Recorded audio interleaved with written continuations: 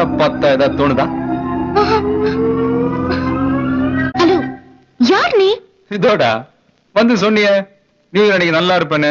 நீ சொன்னதுல இருந்து நான் நல்லா இருக்கிறேன். லைஃப் சூப்பரா இருக்குது. இது நேத்தா ஆர்டிஸ்ட் சொல்லிச்சு யாராவது ஒருத்தர்கிட்ட தான் பார்த்தா தோணும்னு.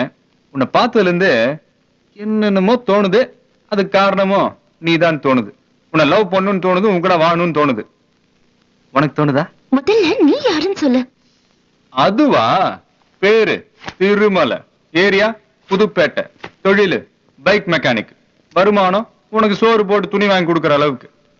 வேற நமக்கு இந்த நாள் நட்சத்திரம் எல்லாம் தெரியாதமா, சும்மா கிட்ட சொல்லணும்னு தோணுச்சு சொல்லிட்டேன், அவ்வளவுதான். பட்டா ஏய், என்ன விளையாடுறியா? இல்லையே. நான் யார் தெரியுமா? அட.